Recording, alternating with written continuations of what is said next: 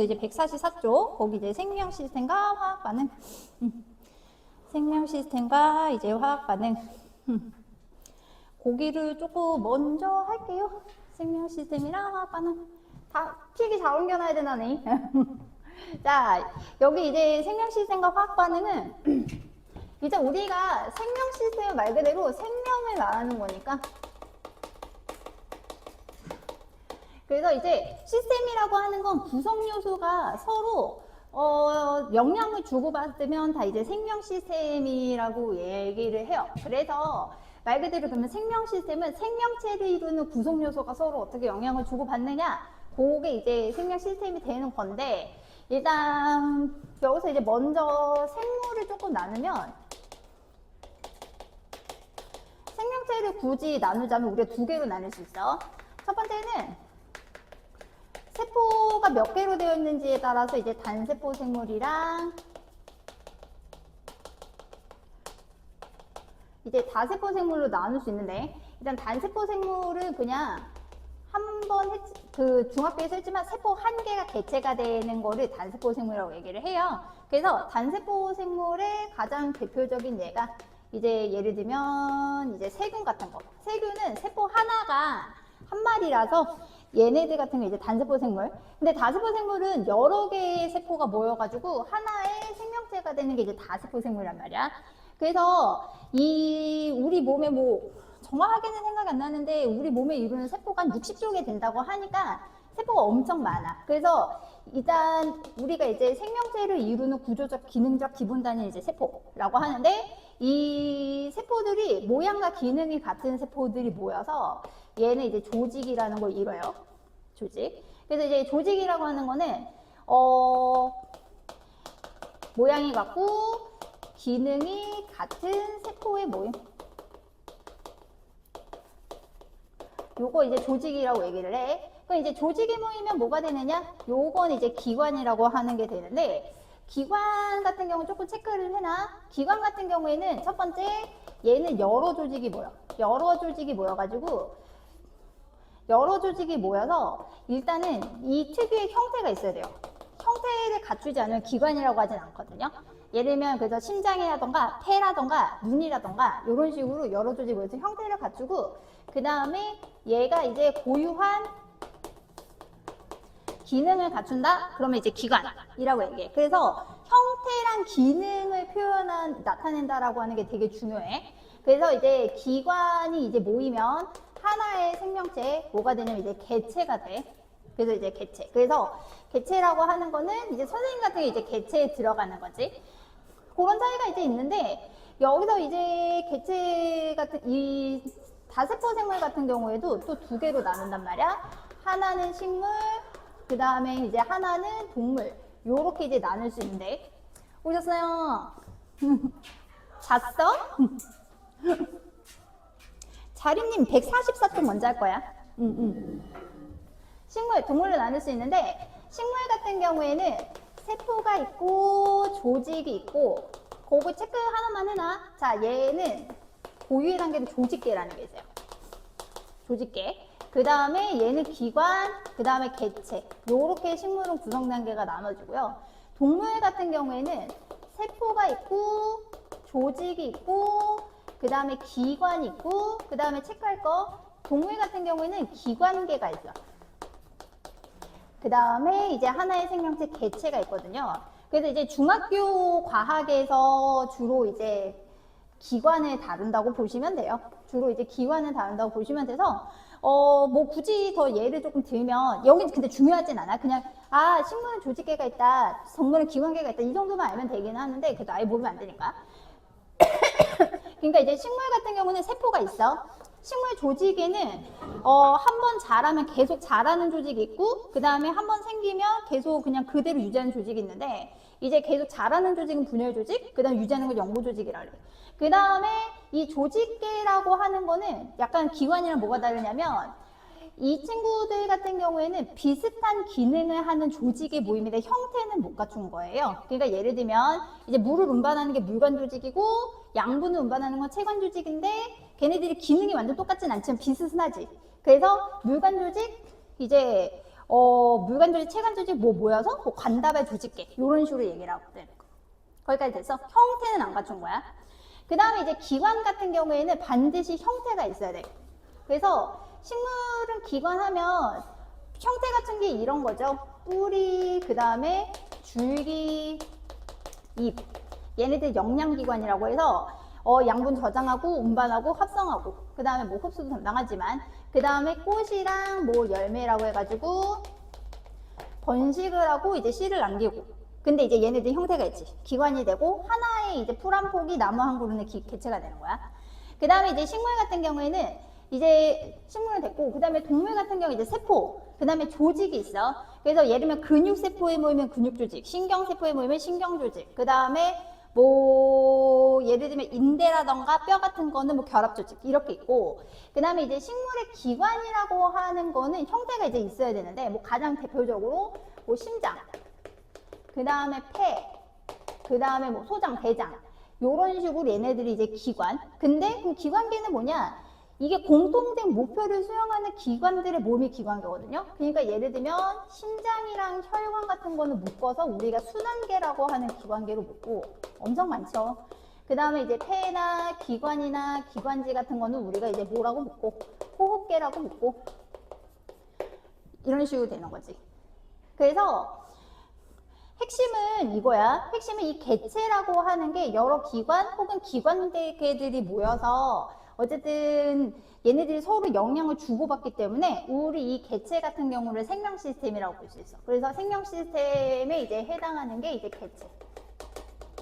그 다음에 두 번째는 세포들도 이게 조금 자잘하게 보면 세포들도 세포 소기관이라고 하는 게 있어서 서로 이제 기능을 하고 서로 영향을 주고받거든요.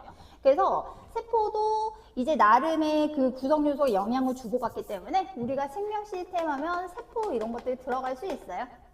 됐어? 그래서 개체나 세포 같은 거 이런 것들 이제 생명 시스템이라고 이제 볼 수 있다. 그래서 그러면 오늘 하는 건 뭐냐? 오늘 하는 건 이제 세포와 가능해서 무지대사라고 해서 이제 기능을 수행하는 거라 할 거야. 그래서 이제 세포의 구조를 이제 들어가는데 거기 이제 밑에 그림 있지? 걔는 일단 다 외워야 돼.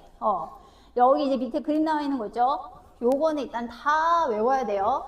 이게 중학교 때 배웠던 세포보다 훨씬 뭔가 좀 그냥 많구나라고 하면 되는데 일단 팁을 조금 드리면 식물을 먼저 외우세요.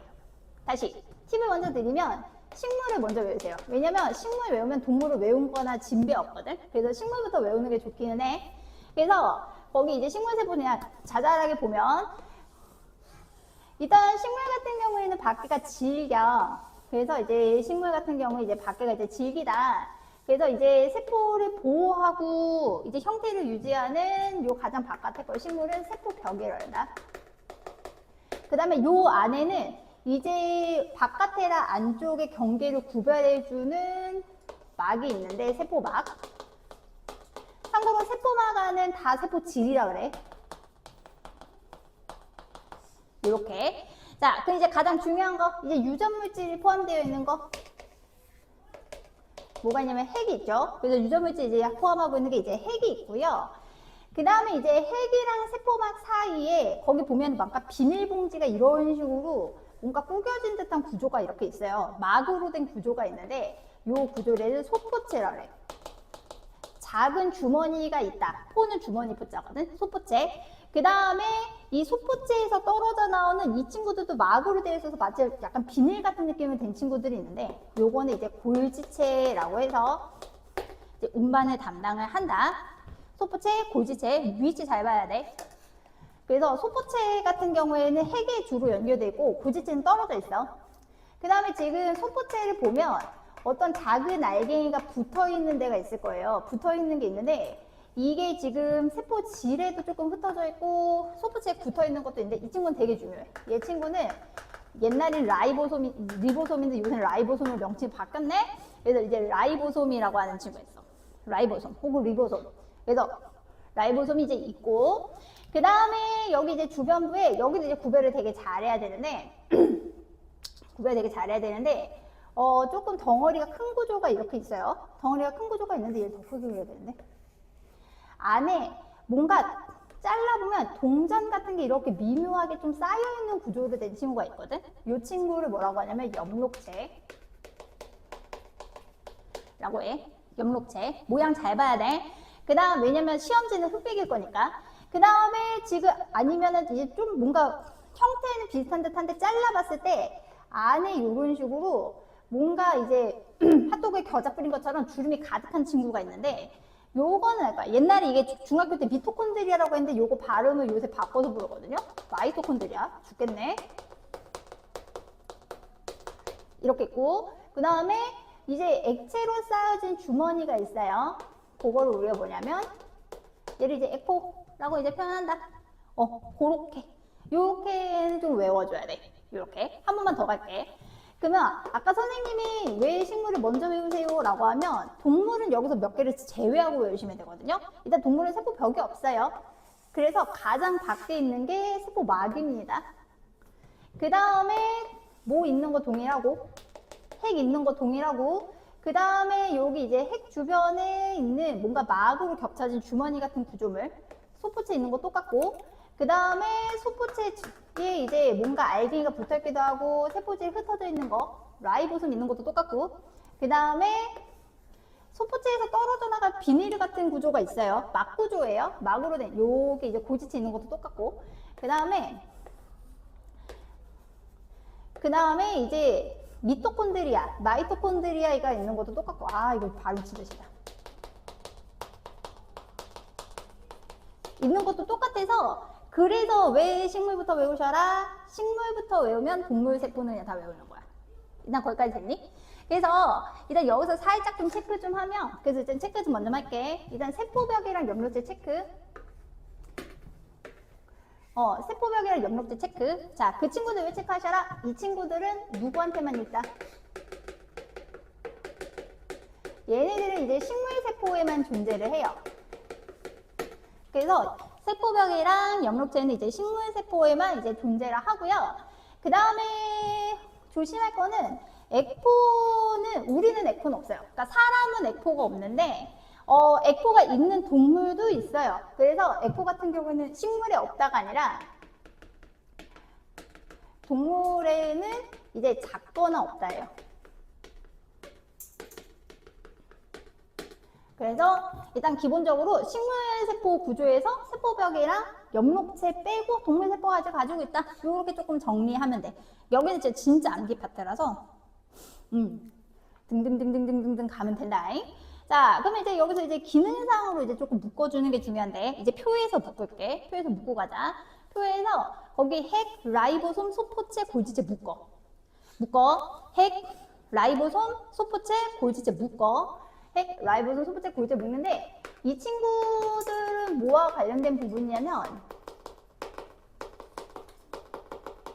이 친구들은 단백질 합성과 관련된 부분이거든요. 그래서 거기 단백질 합성이라고 살짝 써놔.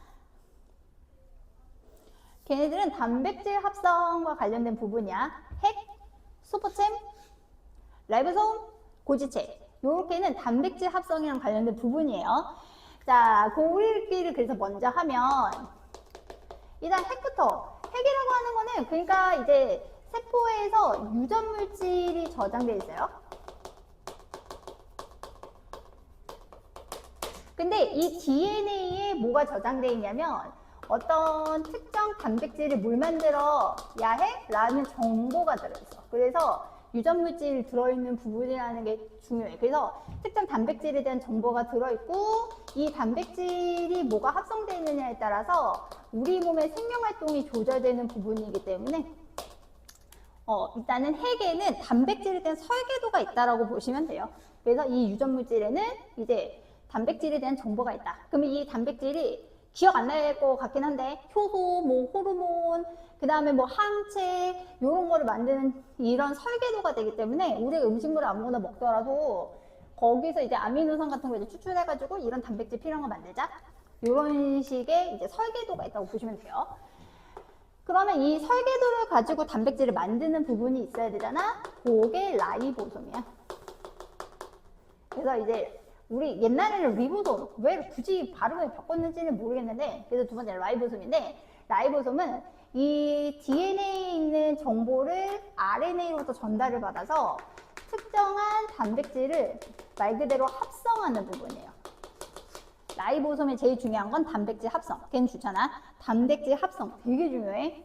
그래서 라이보솜 같은 경우에는 세포 질에 분포하는 라이보솜 같은 경우에는 요 세포에서 사용하는 단백질 합성을 하고, 소포체에 붙어있는 라이보솜 같은 경우에는 외부로 방출하는 단백질을 합성해. 여기서 뭐 생장호르몬이 될 수도 있고 인슐린이 될 수도 있고 등등등등 등이에요. 자, 그러면 이제 라이보솜이 붙어있는 작은 주머니, 요거를 뭐라고 하냐면 요거를 소포체라고 합니다. 진짜 말 그대로 주머니 같은 느낌이고 내부가 다 연결돼 있고, 어떤 느낌이냐면 이 지금 라이보솜이 붙어있지. 그러면 이 붙어있는 라이보솜들을, 라이보솜에서 만든 단백질을 모아서 단백질을 운반하는 역할을 해요. 그 다음에 라이보솜이 안 붙어있는 소포체 같은 경우에는 당이라던가 탄수화물죠, 지질 같은 거를 합성하기도 해요.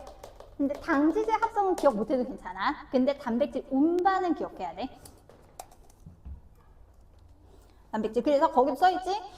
세포는 물질 이동 통로다. 그래서 운반하는 역할을 해. 그러면 이 소포체에서 외부로 보낸 단백질을 골지체로 보내. 그럼 골지체가 그거를 포장을 해서 내보내거든. 그래서 소포체에서 이제 골지체로 완성된 단백질을 보내면 이 녀석이 이제 단백질을 분비를 하는데, 이 친구도 막으로 되어 있어가지고 이 만들어진 단백질을 자기 골지체 막으로 싸서 세포막에 합성시켜서 내보내. 그래서 단백질 분비와 관련된 부분이다. 뭐 당이랑 지질도 분비하긴 하는데, 그래서 여기는 분비. 그래서 한 번 더, 핵에서 키워드는 유전물질 있어서 생명을 조절한다. 라이보솜의 제일 중요한 건 단백질 합성, 소포체는 단백질 운반, 골지체는 단백질 분비. 그럼 네 개 한꺼번에 외워지지? 그래서 요거 4개는 단백질 합성이랑 관련된 부분이에요. 그렇게 갑니다. 자, 그 다음에 2개 갈게. 2개 체크해서 묶어. 마이토콘드리아랑 엽록체 묶어. 마이토콘드리아랑 엽록체 묶어. 거기 이제 마이토콘드리아랑 엽록체 묶어. 거기다 뭐라고 쓰시냐면 이렇게 쓰세요. 에너지 전환. 미토콘드리아가 더 익숙한데 참네. 그래서 미토콘드리아, 마이토콘드리아 뭐 이렇게 하는데 에너지 전환과 관련되어 있다. 관련된 거는 이제 2개가 나오는데, 하나는 엽록체, 하나는 이제 마이토콘드리아. 그래서 이제 첫 번째는 엽록체인데, 일단 엽록체가 식물세포에만 있다는 거는 조금 얘기를 조금 차치하고, 일단 엽록체에서 제일 중요한 건 광합성을 하는 거예요. 그래서 광합성을 한다는 게 이제 엽록체에서 제일 중요하고, 참고로 광합성 재료가 어떻게 되는가? 광합성 재료는 물이랑 이산화탄소지. 그래서 이때 에너지를 흡수해. 무슨 에너지를 흡수하냐면 빛에너지를 흡수하죠. 그러면서 이제 포도당이랑 산소를 만드는데, 그래서 거기 물과 빛에너지를 포도당에 저장을 하는 거예요. 써나 화학에너지를 저장하는 거다. 혹은 뭐 탄수화물, 지방으로 저장하는 그런 식물들도 있지. 콩 같은 경우는 보통 단백질이니까. 그러니까 에너지 전환. 그래서 물과 이산화탄소로 포도당이랑 산소를 만드는데, 빛에너지를 화학에너지, 포도당 혹은 유기물의 화학에너지로 바꾼다고 봐야 돼. 그래서 화학에너지를 바꾸는 게 이제 엽록체고, 그 다음에 이제 마이토콘드리아. 옛날에는 미토콘드리아라고 했는데,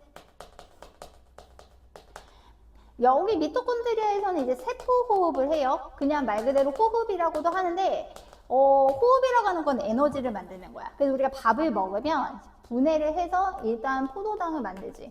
그래서 포도당을 흡수를 하지. 그러면 이제 포도당이랑 이제 산소를 이용을 해가지고 결국은 물이랑 이제 이산화탄소가 이제 되는데, 결국은 우리가 밥을 먹는 이유는 포도당에서 화학에너지를 흡수하는 거예요. 그래서 이걸 포도당을 분해를 해서 물과 이산화탄소 뿐만이 아니라 우리들 지금 생명활동에 필요한 에너지로 이제 전환이 돼요. 이거 ATP를 해야 되나? 아, 거기 ATP라고 나왔네. 그래서 거기 뭐라고 써있냐? ATP라고 나왔지. ATP는 우리 몸속에 있는 이거는 이제 우리 몸에서 돈처럼 화폐처럼 쓰이는 에너지 저장 물질이라고 보면 돼. 여기도 마찬가지로 화학 에너지로 저장이 된다. 그래서 우리가 이거를 ATP라고 하는 걸로 전환해놨다가 시계만 환전하는 거야. 돈 쓸 수 있게 환전을 하면 우리가 예를 들면 내가 뭐 예를 들면 정신활동을 해야 될 것 같아. 그러면 ATP가 화학 에너지를 뇌에다가 전달해주고, 그 다음에 내가 근육활동 해야 될 것 같아. 그러면은 이제 운동 에너지, 기계 에너지 주고, 추워. 그러면 얘를 열 에너지 바꿔주고, 이렇게.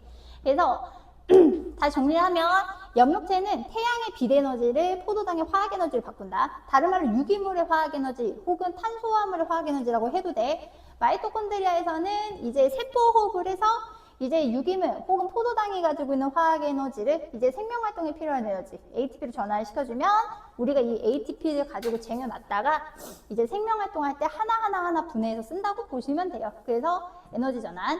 참고로 이거 흑백으로 나올 건데 얘네들 그냥 겉으로 봤을 때는 뭔가 비슷한 느낌이기는 한데 염록체 같은 경우에 안에 잘라봤을 때 안에 막으로 된 구조물이 이렇게 동전처럼 쌓여있는 느낌이에요. 그 다음에 마이토콘드리아 같은 경우에는 얘를 안에 잘라보면 주름이 엄청나게 많이 지어 있어요. 그래서 만약에 구별이 조금 안 간다? 그러면 팁을 주면 조금 염록체가 조금 커요. 염록체가 조금 이만큼 크고요. 그 다음에 뭔가 이렇게 뭔가 핫도그 겨자 같은 거 뿌려놓은 것 같은데? 라고 하면 누구라고 생각하시면 돼? 마이토콘드리아라고 생각하면 돼. 거기까지 됐어? 그래서 얘네들은 그래서 에너지 전환과 관련된 부분이다. 라고 보시면 돼요. 그 다음에 이제 마지막 거기 이제 조금 더 가면 이제 세포막은 이제 계속 할 거야.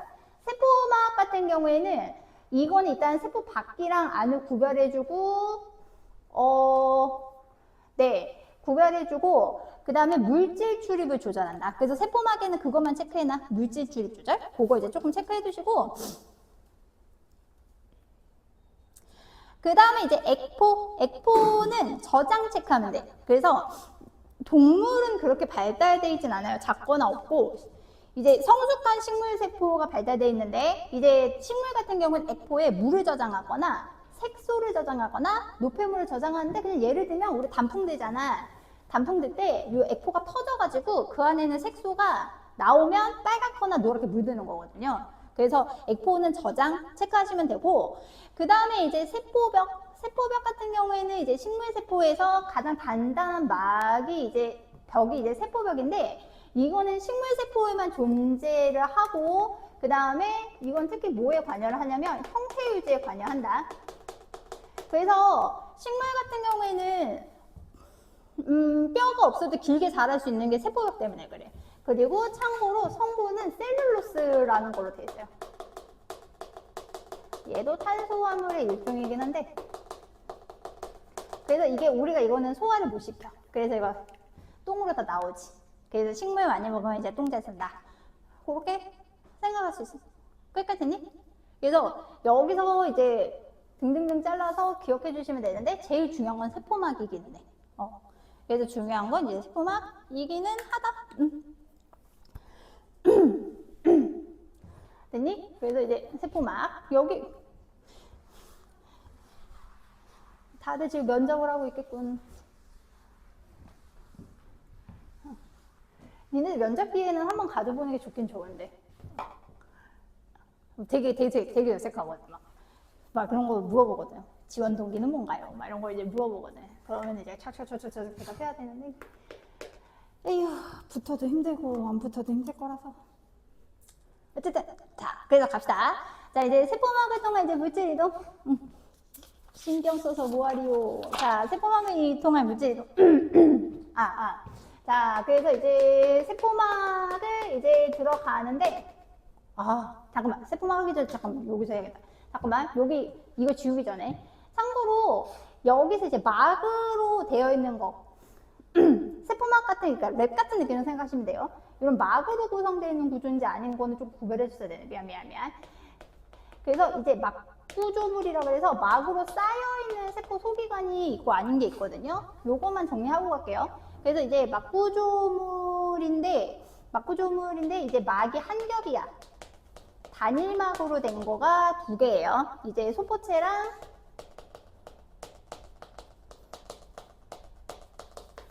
골지체. 얘네들은 막 한 겹이야. 스포체를 랩이라고 치자면 골지체는 비닐봉지 이렇게 겹겹이 쌓아놓은 느낌이야. 얘는 내부와 연결되어 있는데 내부와 연결되어 있지 않고요. 그 다음에 이중막. 바깥에 막 있고 안쪽에 막 있는 게 3개가 있는데 첫 번째가 핵. 그 다음에 두 번째가 이거 이름 진짜 어색하다. 마이토콘드리아. 그 다음에 세 번째가 엽록체. 얘네들은 막으로 쌓여있는 부분이다. 참고로 조심할 거는 라이보솜 같은 경우에는 얘네들은 막으로 쌓여있지 않으니까 요거는 각각 함정으로 나오니까 조심. 어쨌든 그래서 세포 소기관에서 이제 그렇다. 그래서 어쨌든 요렇게 이제 세포들이 있고, 그래서 중학교 때까지는 그 현미경으로, 광학현미경으로 보이는 것까지만 배운다고 보시면 돼요. 근데 여기서 조금 깊게 나가는 거고요. 거기 중에서도 이제 조금 이제 덜 하고 나왔던 게 이게 세포막. 그래서 이제 세포막 이제 좀 들어가면, 일단 세포막의 가장 중요한 점은, 이 친구의 가장 중요한 점 결론적으로 말하면, 이 친구는 특징이 선택적 투과성이라는 게 있어요. 그러니까 선택적 투과성이라는 거는 물질의 종류에 따라 투과하는 정도가 다른 걸 선택적 투과성이라고 하는데, 그래서 어떤 물질은 잘 통과를 시키고 어떤 물질은 잘 통과를 못 시켜. 그래서 세포막에서 제일 중요한 거는 물질 출입을 조절한다는 거. 선택적 투과성이 있어서 물질 출입을 조절을 한다 라고 하는 게 세포막. 그래서 안과 밖을 구별해주는 가장 중요한 거야. 왜냐면 세포막이 없으면 세포가 구성되어 있을 수가 없으니까 뭐 그런 식으로 이제 얘기를 해주는데, 그래서 이제 세포막의 구조 먼저 보면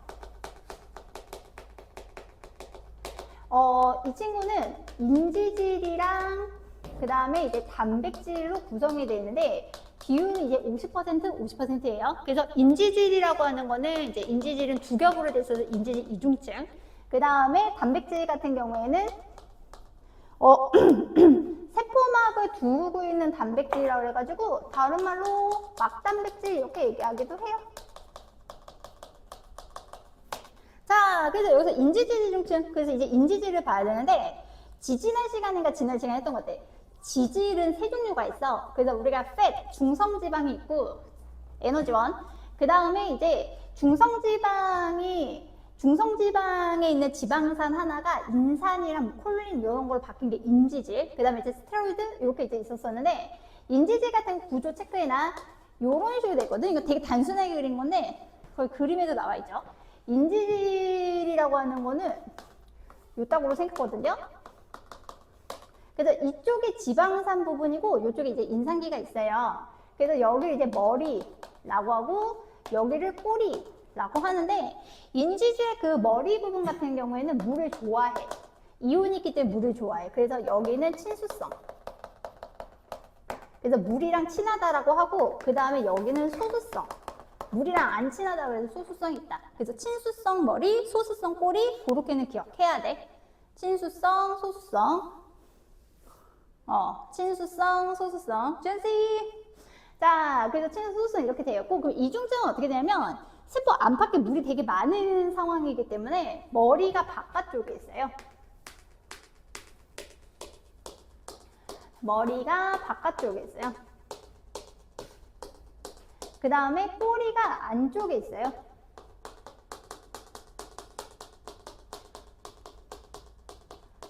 정성을 다해 그려야 되는데. 그래서 요렇게, 그래서 바깥쪽 인지질 머리가 바깥에 있고 안쪽에 꼬리가 요렇게 있는데, 요거를 인지질 이중증이라고 해요.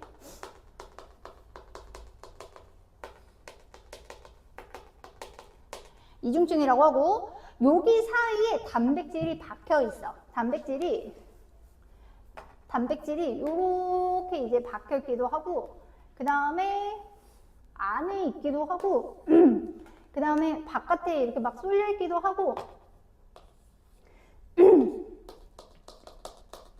요게 이제 막단백질이라고 하고, 그 다음에 여기 뭐 이렇게 탄수화물 사슬 같은 거, 이렇게 당사슬 같은 게 이제 붙어 있기도 하고, 요게 이제 세포막 구조야. 우리 몸에 있는 세포막이 이렇게 구성이 되어 있는데, 이게 비율상 둘 다 비율이 비슷해요. 얘가 약 50% 정도 이제 있거든요.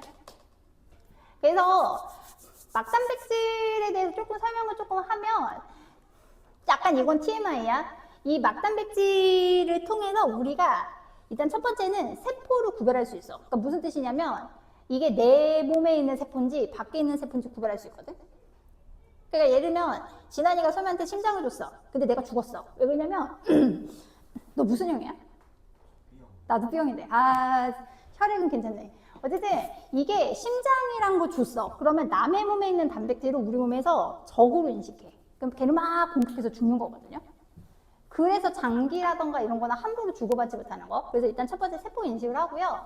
그 다음에 두 번째는 제일 중요한 게 내가 지금 이렇게 그려놨지? 이게 벌어져서 열리기도 해요. 이렇게 되면 약간 크기가 큰 물질을 통과할 수 있거든요. 그래서 통로 역할도 하고, 그 다음에 이제 세 번째는 수용체라고 해서 호르몬이나 효소가 주는 신호 같은, 호르몬이 주는 신호 같은 걸 인식하기도 해. 그래서 신호 인식 같은 걸 악이라고 등등등이 있는데, 어쨌든 다른 건 다 차치하고 이거는 기억할 거. 막단백질은 주로 무슨 역할을 한다? 통로 역할을 한다고 보시면 돼요.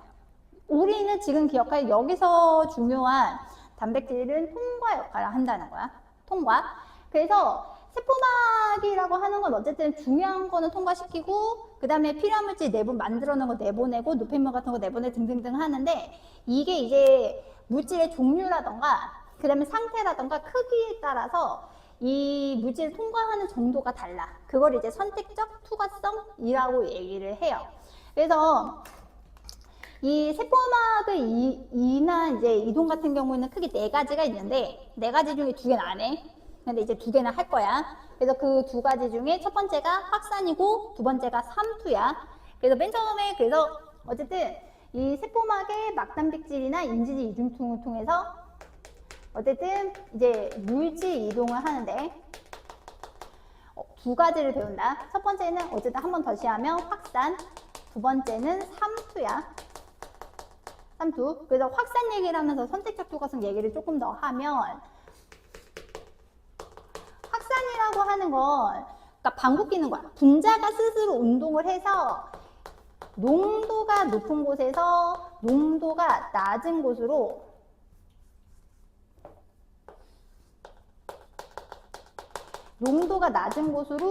이제 물질 그 중에서도 특히 용질에 해당하는 게 이동하는 게 확산이에요. 이제 확산인데 일단 체크할까? 농도가 높은 곳에서 낮은 곳에 이동을 하는데 이건 되게 자연스러운 현상이기 때문에 없으면 써나. 확산 같은 경우 가장 큰 특징이 에너지 소비가 일어나지 않아. 에너지 소모 없다는 거 좀 써나. 이건 되게 중요해. 그러니까 우리가 방구를 꼈어. 방구를 꼈는데 방구를 낄 때 이제 방구 냄새가 퍼지는데 에너지를 소모하는 건 아니거든. 그래서 에너지 소비 없이 물질이 높은 농도에서 낮은 농도로 이동하는 거를 우리가 뭐라고 하냐면 확산이라고 얘기를 해. 근데 지금 여기 이렇게 대충 지났지만 이거 되게 빽빽하거든요.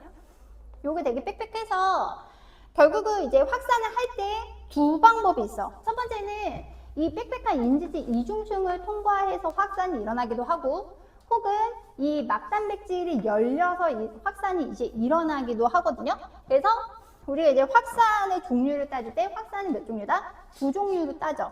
첫 번째는 저기에서 인지지 이중층을 통한 확산이 있는데 그거는 써놓을까? 걔네들은 단순 확산이래. 단순 확산. 써놔. 없니? 인지지 이중층을 통한 건 단순 확산이야.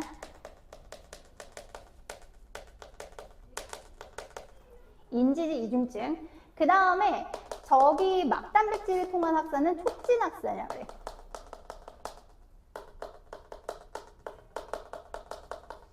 뭐 막단백질도 뭐 종류를 따지면 또 2종류로 나뉘긴 하는데 촉진 확산 저렇게 이제 나누거든요. 단순 확산이랑 촉진 확산 이렇게 이제 나누는데 단순 확산이랑 촉진 확산 원리는 똑같아. 고농도에서 저농도로 가는데 이게 인지지 이중층 같은 경우에는 틈이 되게 좁기 때문에 단순 확산을 하는 물질 같은 경우에는 그냥 크기가 작은 기체 분자.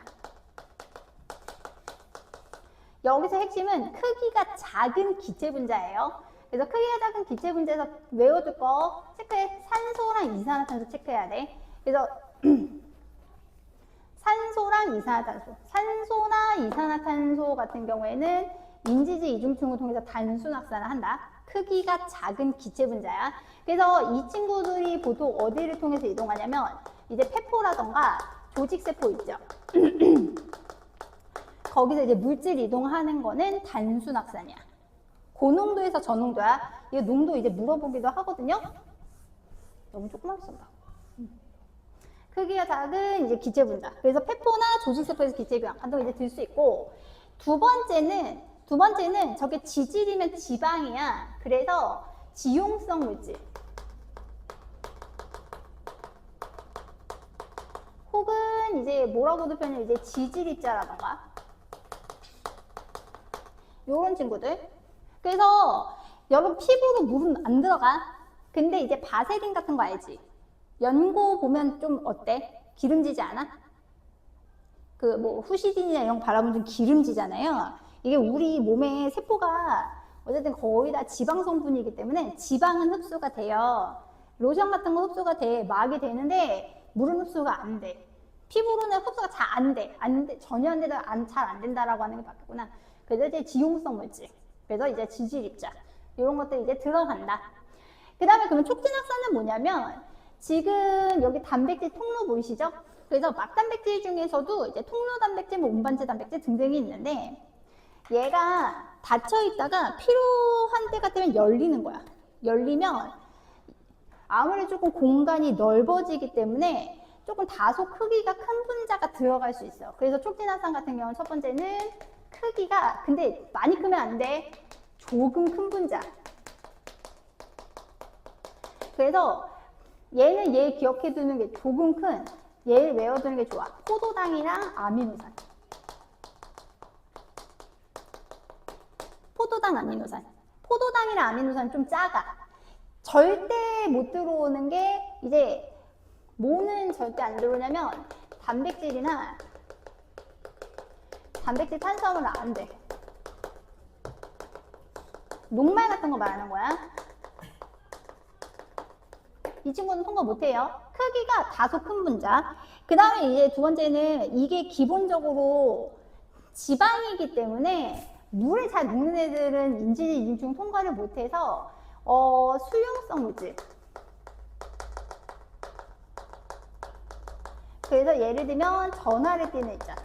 전하라던가 이온. 똑같은 말이긴 한데 수용성 물질, 물을 잘 녹고 이제 수용성 물질 같은 경우에는 촉진확산으로 들어와요. 막단백질 열려서 들어가거든.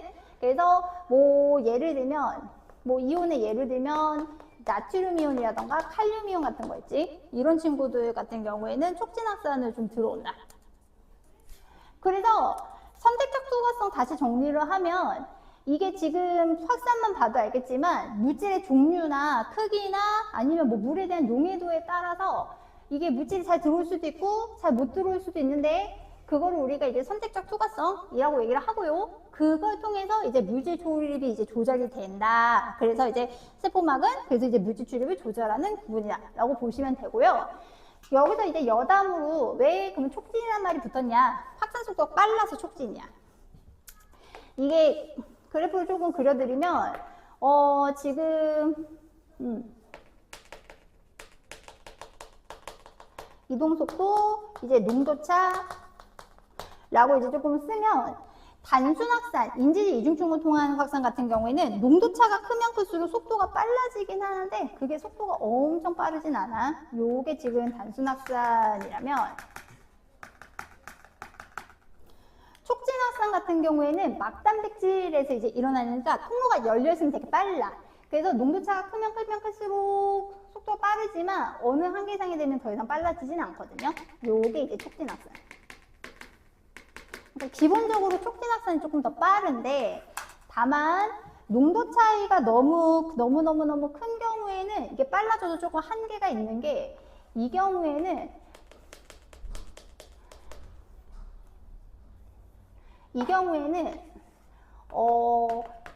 이제 모든 막단백질이 다 열려 있는 거예요.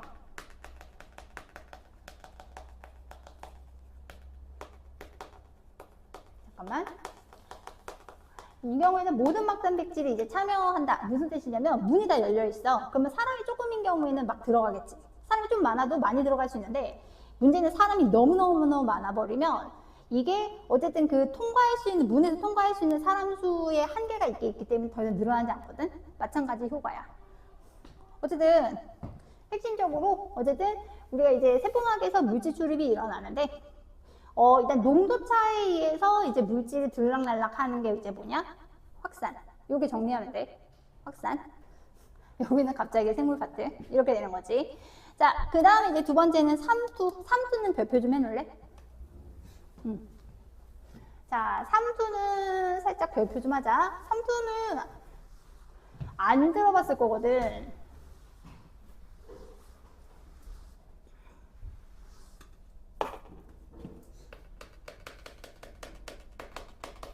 삼투는 안 들어왔을 거라서 되게 생소할 건데 삼투는 조금 조건이 있어요.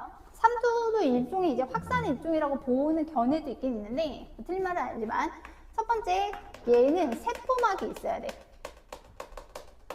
세포막. 참고로 세포막 같은 걸 우리가 반투과성막이라고 표현하기도 하는데 약간 이제 세포막이라고 하는 게 경계 이제 있고 그 다음에 조심할 거는 얘는 낮은 농도에서 높은 농도로 체크해. 물이 이동하는 거야. 용매가 이제 이동하는 거고 세 번째는 거기 없으면 써나 에너지 소모는 역시 없어.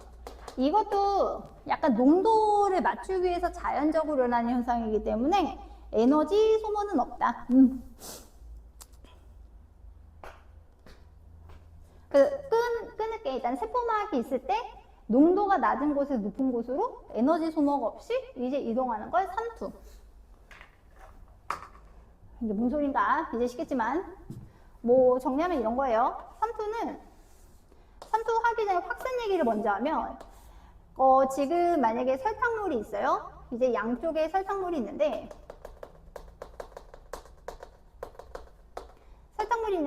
이쪽에 10% 만약 이쪽에 5%라고 하자. 그러면 만약에 중간에 칸막이를 치우잖아. 그러면 이쪽에 있던 설탕들이 몰려가서 다 같이 달아지거든. 이건 확산이야. 다시 농도 차이가 났을 때 농도가 높은 거 낮은 곳으로 용질 이동하는 건 확산이야. 근데 그러면 삼투는 뭐가 다르냐면 삼투는 이 가운데 막이 이제 세포막 혹은 이제 반투과성막이라고 하는 게 있다라고 하면 이 반투과성막이 왜 반투과냐? 반만 투과해서 반투과인데 이 반투과성막에는 보이지는 않지만 미세하게 구멍이 있는 거예요. 구멍이 너무 큰데요? 미세하게 이제 구멍이 있는 거예요. 그러면 물 분자는 기본적으로 크기가 작아요. 물 분자는 기본적으로 크기가 작은데 잠깐 구멍이 너무 크다. 좀만 줄일게요. 자, 이렇게 물 분자는 기본적으로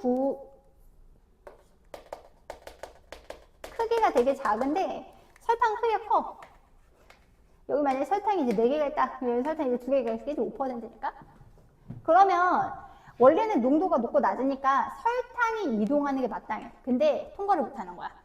근데 이게 자연은 약간 농도라던가 이런 거를 맞추려는 성질이 있어서 물이 이동을 못해서 이 친구가 달아지는 게 불가능하다면 거꾸로 잘못 얘기했다. 설탕이 이동하는 게 불가능하다면 거꾸로 물이 이동하는 거지.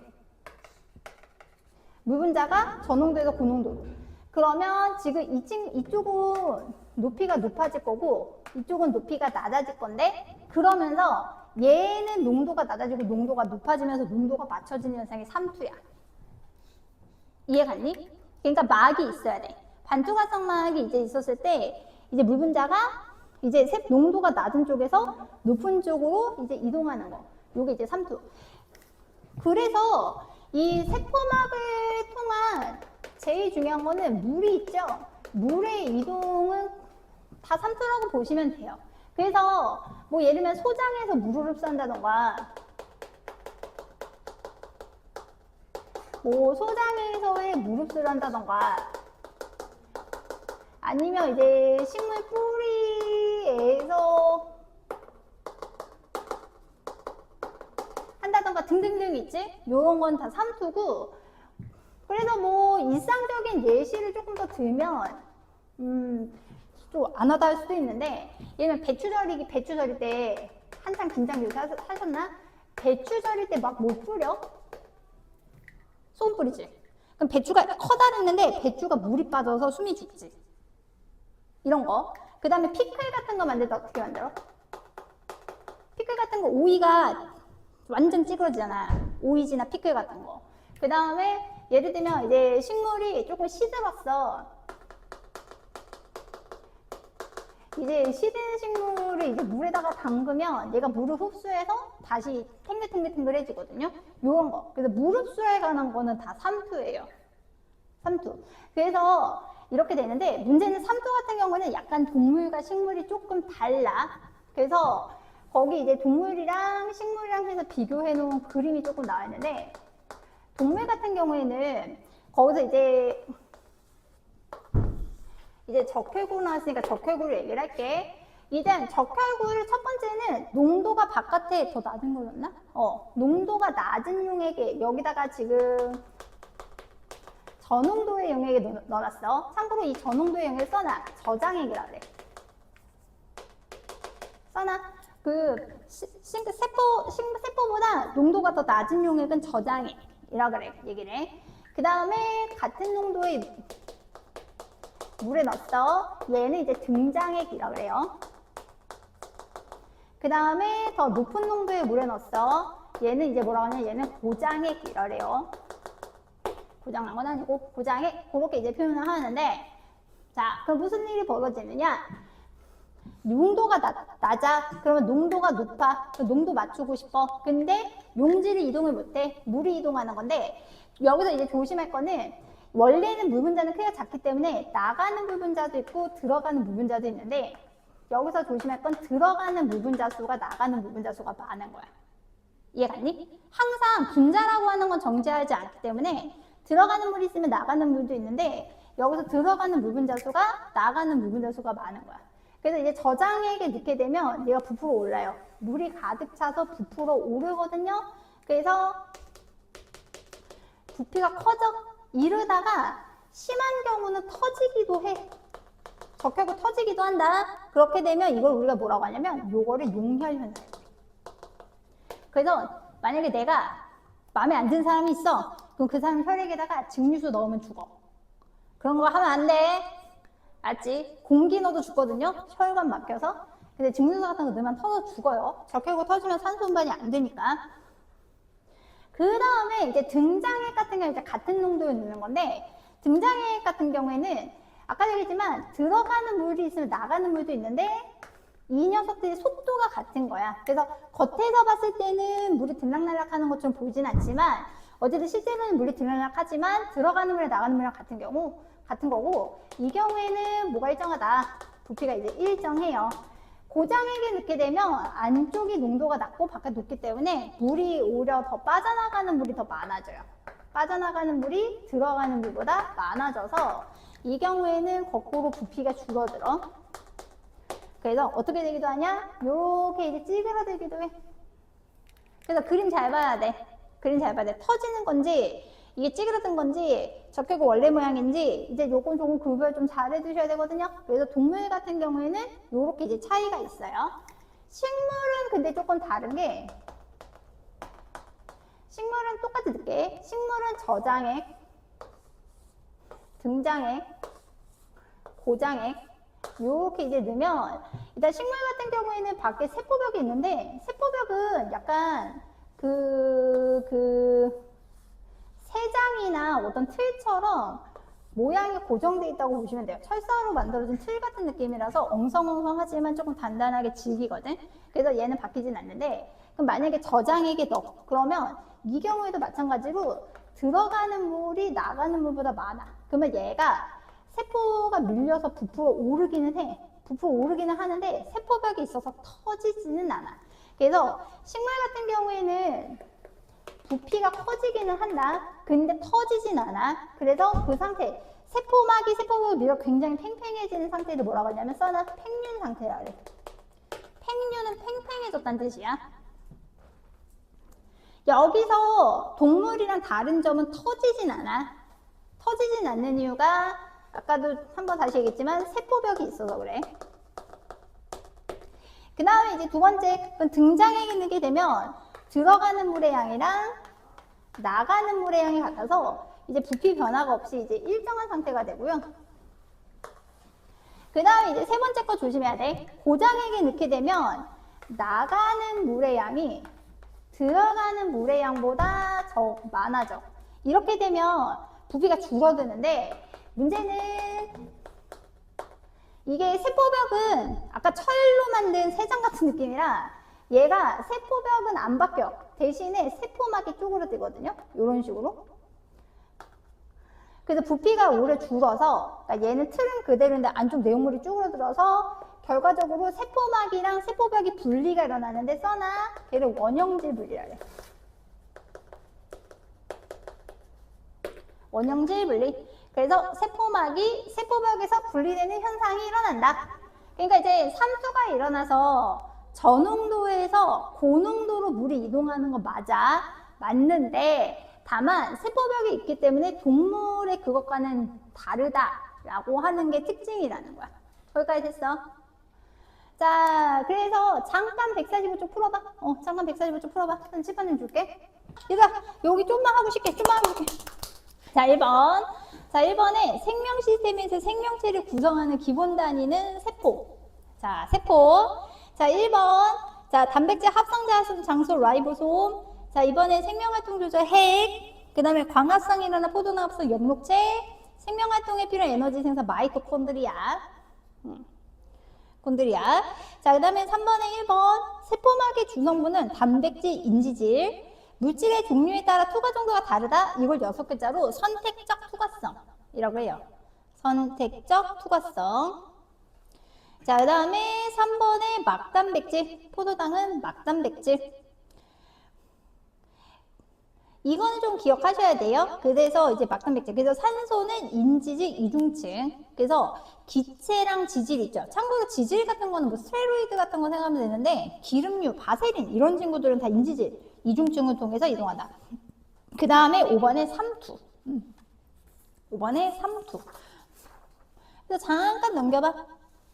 자, 잠깐 넘겨서 148쪽 오시면 자, 거기 탐구 A에 이제 세포막을 통한 물질의 이동 실험 하고서 쭉쭉쭉 나와 있는데, 요거만 하고 조금 쉽게. 자, 지금 거기 이제 적양파의 표피. 자, 적양파를 쓰는 이유는 염색을 쓰지 않아도 돼서 적양파를 쓰고요.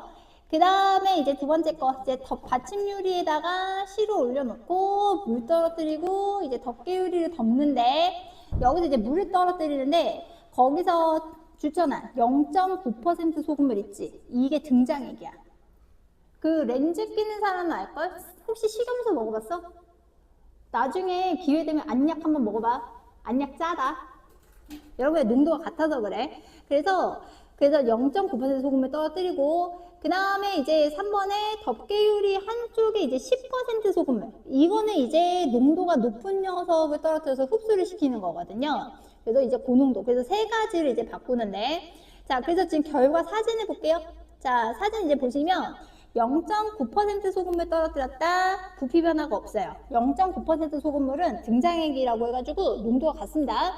그 다음에 거기 이제 10% 소금물 떨어뜨렸더니 보세요. 세포벽은 그대로 있는데 세포막이 세포벽이랑 분리가 됐죠.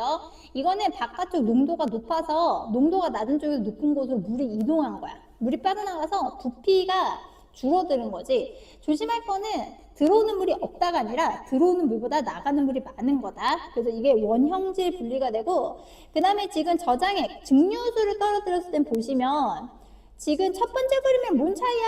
싶을 수 있는데 더 빵빵해지긴 했거든요. 들어오는 물보다 나가는 물이 적어서 들어오는 물이 많아서 세포질의 부피가 증가해서 세포가 팽팽해졌다. 이런 상태를 이제 무슨 상태라고 한다? 팽윤 상태라고 얘기를 해. 그래서 3투는 문제 진짜 되게 잘 나오고 기억할 거는 세 가지야. 첫 번째, 반드시 세포막이 있어야 된다. 그 다음에 두 번째는 물이 이동하는데 저농도에서 고농도로 이동한다. 그 다음에 뭐는 이동하지 않는다. 에너지는 이동하지 않는다. 거기까지 됐니? 그래서 거기 149쪽 한번 풀어볼래? 요거 채점하고 조금 쉽게. 얘 한번 풀어봐. 자, 1번. 자, 1번에 OXXXX. 1번만 O. 자, 자, 2번에 고친다. 낮은 쪽에서 높은 쪽으로 물이 이동하는 거고, 그 다음에 3번에 거기 조심해. 없는 게 아니야. 없어 보이는 거지. 그러니까 아까 얘기했지만 들어가는 물과 나가는 물의 양이 같거든요. 물의 이동이 아예 없다가 아니라 있는데 이제 들어가는 물, 나가는 물이 같아서. 그 다음에 4번에 X지. 에너지 쓰지 않아. 이거 되게 자연적으로 일어나는 현상이고요. 자, 그 다음에 2번에 자, 하나는 A, 하나는 B인데 소금의 농도가 A가 높대요. 그래서 가가 B에 넣은 거고 나가 A에 넣은 거죠. 이유는 이제 삼투를 통해서 세포막 경계를 물이 저농도에서 고농도로 빠져나가 고농도로 이동하기 때문에 많이 이동하기 때문에 가는 물이 들어왔기 때문에 안쪽이 높은 농도, 그 다음에 나는 바깥쪽이 높은 농도 이렇게 되겠지. 그 다음에 이제 3번. 자, 3번에 A, B, C 그림 먼저 보면 B는 같은 농도가 되니까 0.9% 고농도. 그 다음에 A는 저기 이거는 들어오는 물이 더 많아서 그래요. 그래서 농도가 낮아서 그랬고, C는 쭈글쭈글하지? 이건 물이 빠져나가서 그래. 그래서 답은 3번. 그래서 시험관에 넣기 전 적혈구의 세포액 농도는 약 0.9%라고 보실 수 있어요. 그 다음에 다해서 적혈구의 세포액 농도를 비교하면 C가 높겠지. 물이 빠져나갔으니까. 그 다음에 B는 그대로고 A는 물이 들어갔겠죠. 그 다음에 디귿 같은 거 조심할 거 아까도 얘기했지만 물의 이동이 일어나지 않는다가 아니라 물의 이동이 이제 겉으로 보이는 물의 이동이 없다예요. 그래서 답은 3번. 됐어? 10분만 좀 쉬자. 자, 여기 이제 생물 파트 이제 두 번째. 여기 이제 물질 대사와 효소. 자, 물질 대사와 효소. 많이 나가지 말까.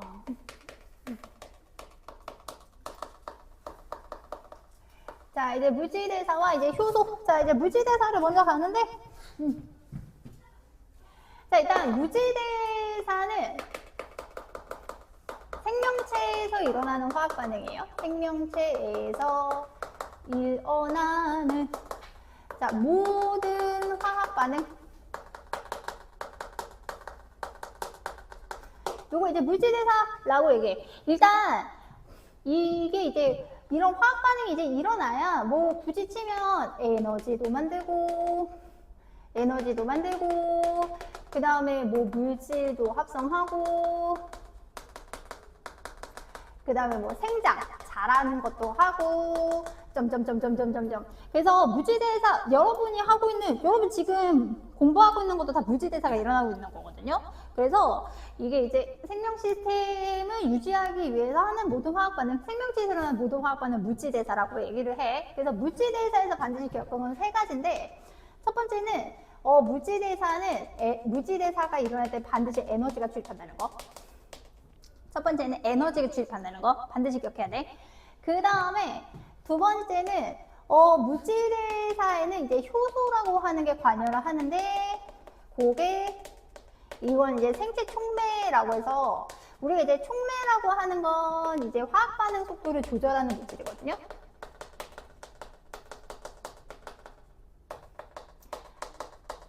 화학 반응의 속도를 조절하는 물질이 촉매라고 하는데, 이거를 이제 우리 몸에서 이제 생명체 내에서 이제 유기물로 이루어진 촉매가 생체 촉매고, 저거 이제 효소라고 얘기해. 효소라고 얘기를 하고, 요 효소가 관여하기 때문에 이게 이제 체온 범위에서 이제 단계적으로 이제 일어난다라고 하는 게 물질대사 특징이야. 그래서 요렇게 해서 이제 물질대사가 두 종류가 있는데, 동화작용이랑 이화작용이에요. 그래서 동화작용과 이화작용 두 개로 나눌 수 있는데,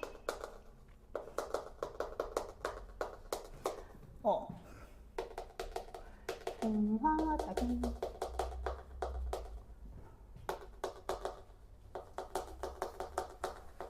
글씨가 너무 안 예쁜 것 같아. 자, 이렇게 이제 두 가지 나눌 수 있는데, 동화작용의 체크, 합성이야. 동화작용의 키워드는 합성. 이화작용의 키워드는 분해다. 합성, 분해. 핵심은 합성, 분해야.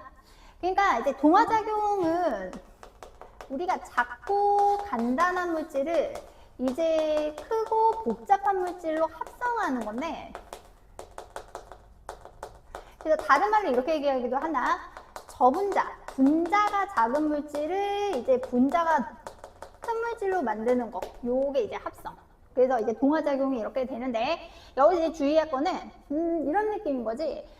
예를 들면 닭이 가지고 있는 에너지가 많을 것 같아? 소가 가진 에너지가 많을 것 같아? 닭은 한 명이서 한 마리 먹을 수 있지만 소 한 마리를 한 명이서 먹진 않잖아?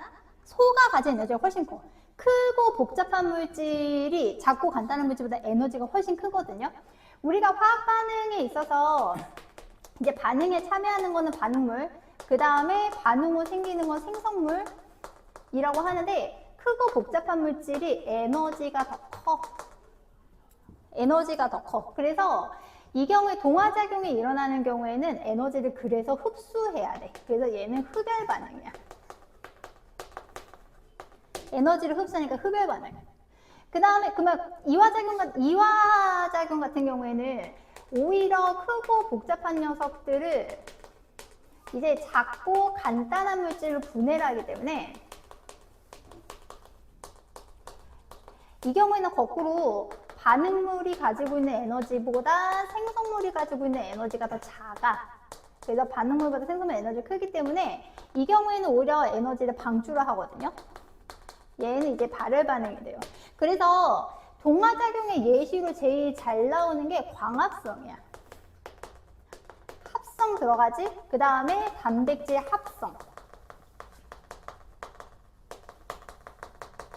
그 다음에 이제 이화작용으로 제일 잘 나오는 게 세포호흡. 그래서 세포호흡에 일단 기본적으로 분해가 들어가고, 그 다음에 예를 들면 소화. 소화 같은 경우에도 큰 물질을 작은 물질로 나누는 거라서 이제 분해 과정이 되거든. 그래서 이게 조심할 거는 어떤 세포는 동화작용하고 어떤 세포는 이화작용하는 게 아니라 모든 세포가 세포호흡도 하고 단백질 합성도 하고 하기 때문에 동화작용, 이화작용을 다 한다고 보시면 돼요.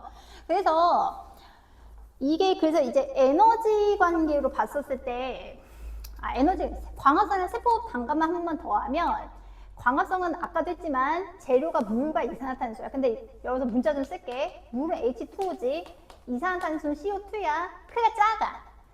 근데 이제 포도당은 나중에 화학식 어차피 외우긴 해야 되는데, 포도당은 탄소 6개, 수소 12개, 산소 6개 모여서 포도당이거든. 어느 게 더 큰 물질이게? 이게 더 큰 물질이지. 그래서 작은 물질이 큰 물질 만들려면 에너지가 들어가야 되거든요. 그래서 광합성 할 때는 우리가 알다시피 비대에너지 흡수해야 되는 거 아시죠? 흡열 반응인 거예요. 그 다음에 거꾸로 포도당이 이제 물이랑 이산화탄소가 되면서 생명체에 필요한 에너지를 만들어내는 걸 세포호흡이라고 하잖아. 그래서 포도당이 가진 에너지가 얘네들이 가진 에너지보다 더 많기 때문에 에너지가 방출되면서 그 방출되는 에너지에 우리가 34%를 쓰는 거예요. 요렇게 이제 차이가 있습니다. 그 다음에 요 에너지 관련 그래프 같은 경우도 잠깐 보면 지금 동화작용 같은 경우에는 얘는 세수축의 에너지 시간이라고 치면 반응물이 가지고 있는 에너지보다 생성물이 가지고 있는 에너지가 더 커. 그래서 요만큼 에너지를 흡수해야 돼. 이 차이에 해당하는 에너지 흡수. 그래서 얘는 흡열 반응이 되는 거고, 거꾸로 이제 이화작용 같은 경우에는 반응물이 가진 에너지가 생성물이 가진 에너지보다 더 커. 그래서 이만큼 에너지를 방출을 해야지 반응이 일어나. 그래서 참고로 뒤에서 확인하겠지만 이 반응물이랑 생성물의 에너지 차이, 요거를 반응열이라고 하거든요. 그래서 이제 반응열이라고 하는 거는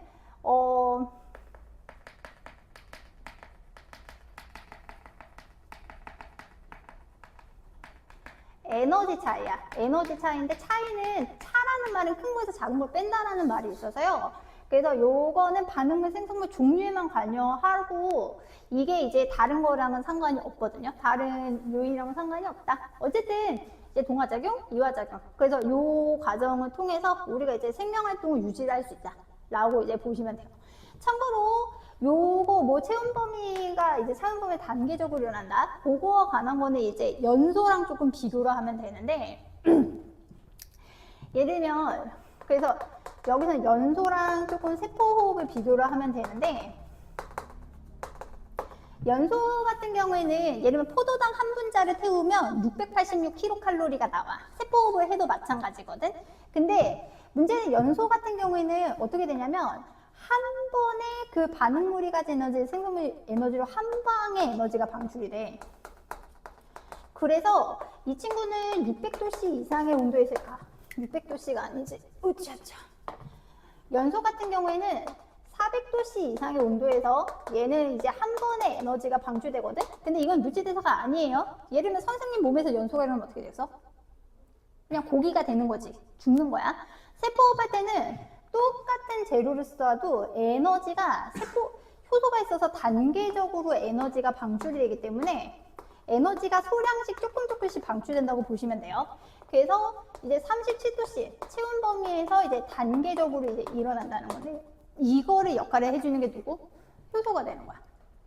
그게 이제 미묘하게 조금 차이가 이제 있다. 그래서 어쨌든 화학 반응 중에서도 생명체에서 일어나는 화학 반응을 뭐라고 한다? 물질대사라고 얘기를 하고 세 가지는 반드시 기억해야 돼. 반드시 에너지가 출입하는데 이제 동화작용 같은 경우 에너지 흡수, 이화작용은 에너지 방출, 그 다음에 효소가 관여하기 때문에 이렇게 체험 범위에서 단계적으로 일어난다는 건 기억해줘야 돼. 요게 이제 특징이다.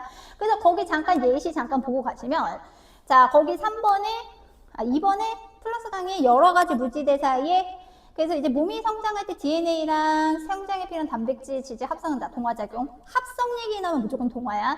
그 다음에 근육과 뼈를 합성한다. 동화, 합성이니까. 그 다음에 이자 같은 경우에는 호르몬도 세 종류. 아밀레이스, 트립신, 라이페이스 합성하고요. 그 다음에 인슐린, 글루카곤, 호르몬 합성하거든요. 합성이니까 동화. 그 다음에 소화효소가 음식물 속 영양소 분해한다. 분해는 작아지는 거지. 이화. 그 다음에 영양소는 세포호흡, 포도당을 분해하는 거기 때문에 기본적으로 이화. 그 다음에 간세포가 알코올이나 암모니아 같은 거 분해한다? 분해니까 이화. 그래서 키워드 합성과 분해 무슨 말인지 알겠지? 그래서 효소가 이제 작용을 해. 이게 이제 중학교 때 2학년 때 아직 중학생이지만 너네 졸업 언제 하니? 방학 언제 해? 방학 되게 늦게 하는 것 같은데? 방학 1월에 해야지. 했어? 안 해? 12월 끝나? 와, 너네 좀 방학 언제 해? 언제 해? 아유, 너네 왜 늦게 해? 늦게 학교 어디야? 창천에 무슨 일 있었어? 너네 재량기업에 막 썼냐? 아니야, 너네 언제 해? 아, 괜히 물어봤다. 안타깝다. 아니, 왜 혹시 같이 졸업해버려, 아예? 2월에 계약 안 해? 2월에 계약해? 해? 대신에 2월에 놀겠네. 근데 그게 깔끔하지. 아예 딱. 그럼 졸업도 1월에 해버려? 그러면 혼자 먼저 중졸이 되겠군. 나머지는 아직은 초졸이라서, 너네 아직 초졸이야, 초졸. 초등학교밖에 졸업 못했어?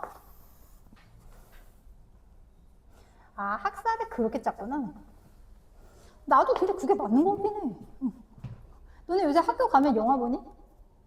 그치? 영화 보고 진도 나가는 수업이 있어? 진도 나갈 게 없을 텐데. 면접 있는 애들 면접 보고 그러나? 부럽다.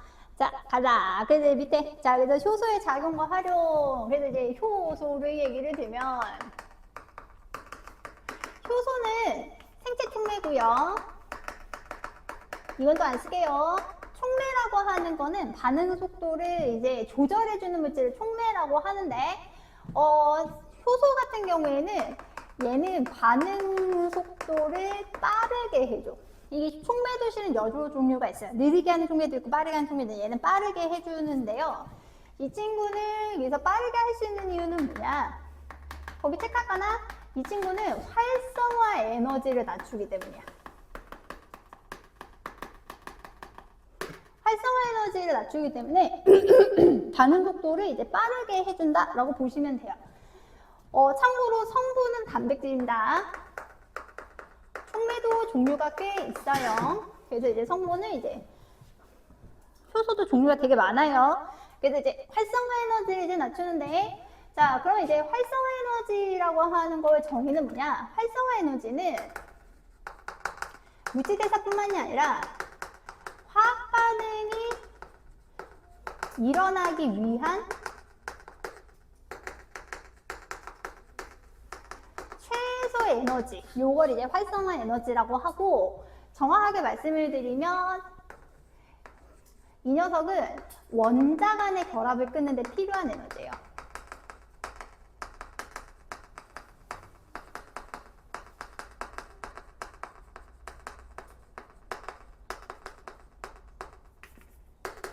에너지를 보시면 돼요. 그러니까 예를 들면, 예를 들면 과산화수소가 뒤에서도 하겠지만 이 친구는 물이랑 산소로 분해가 되거든. 이거 내가 그림으로 그리면 어떻게 되냐면 과산화수소는 H2O2야.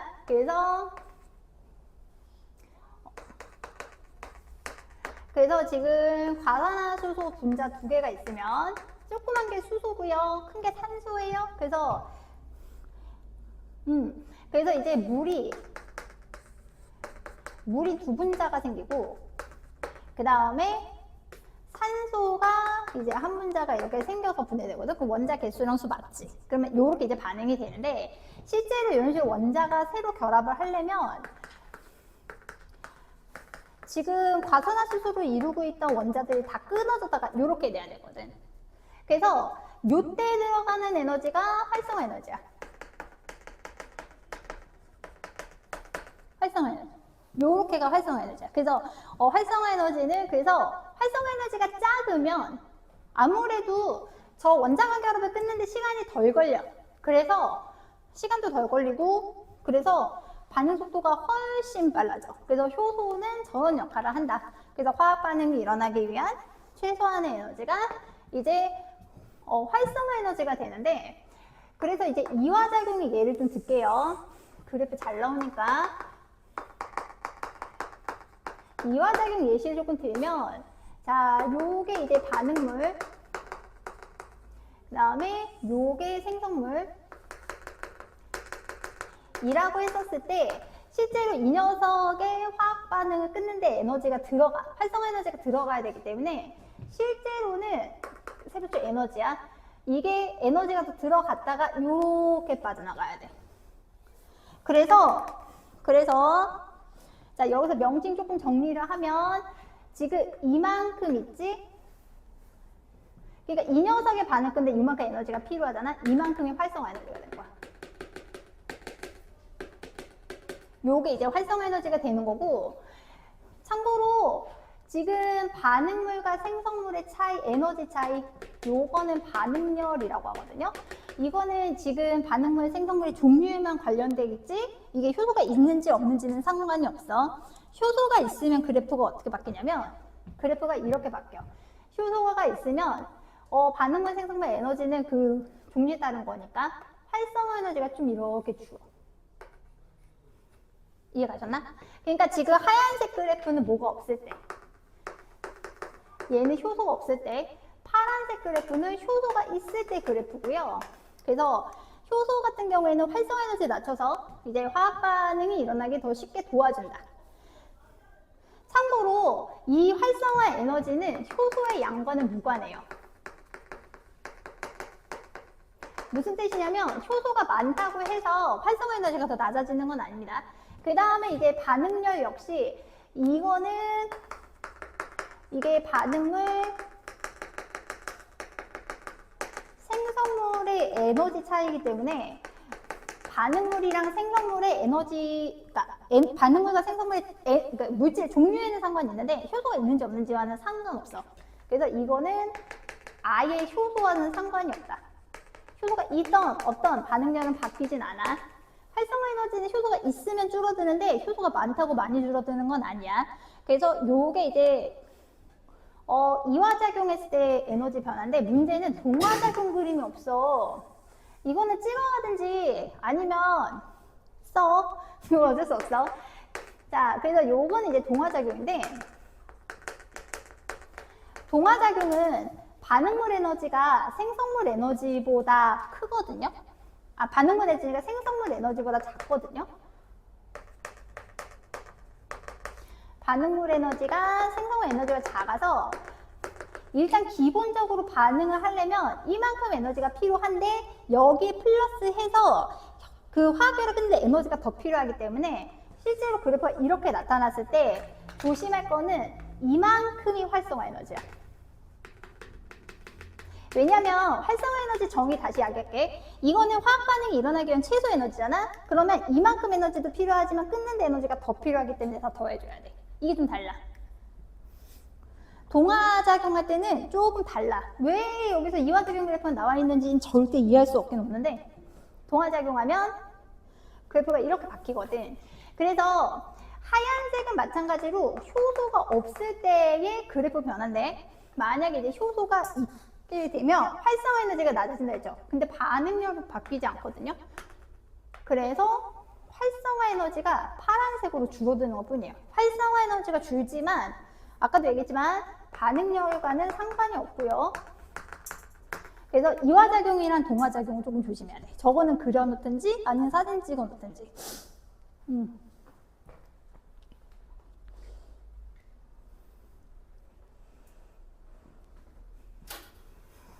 그래서 요게 조금 차이가 이제 있을 수는 있다.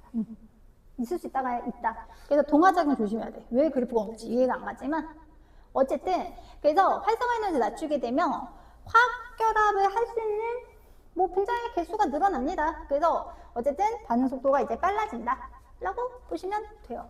요렇게 효소. 그래서 저 에너지 관계는 되게 중요하다. 그래서 그러면 이거를 가능하게 하는 게 이제 효소라고 하는 놈인데, 그럼 이제 효소의 특징 네 가지를 자를 수 있어. 첫 번째는 별표 기질특이성. 참고로 기질이란 말은 반응물이랑 동의어인데요. 특이라고 하는 거는 종류를 가린다는 뜻이거든요. 만약에 이제 생명과학 파트에서 니네가 이제 진로를 어떻게 할지는 알 수 없으나 만약에 여러분 뭐 생명과학 쪽을 한다, 뭐 2학년 때 뭐 생물을 한다 라고 한 특이란 얘기가 들어오면 종류를 무조건 따지는 거야. 그래서 반응물의 종류를 따지는 건데 효소의 특징 첫 번째는 이 친구는 입체 구조가 맞는 특정한 반응물과만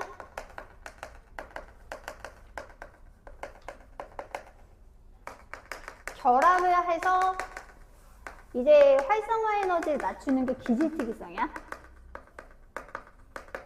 그래서 효소가 입체 구조가 맞는. 그래서 2학년 때 고생했잖아. 안 고생했니? 예를 들면 녹말을 분해하는 효소가 단백질도 분해하면 얼마나 좋아? 아니야? 그래서 녹말 분해하는 효소 기억해? R로 시작하는데? 정답. 아밀레이스. 그래서 아밀레이스라는 효소가 녹말과만 기체구조 맞는 거거든요. 그 다음에 이제 단백질 분해 효소 같은 경우에는 펩신 위에서 나오고 트립신 요런 게 이제 기질특이 있어요. 그래서 효소는 종류, 그래서 활성을 낮춘다. 그래서 효소는 종류가 많아.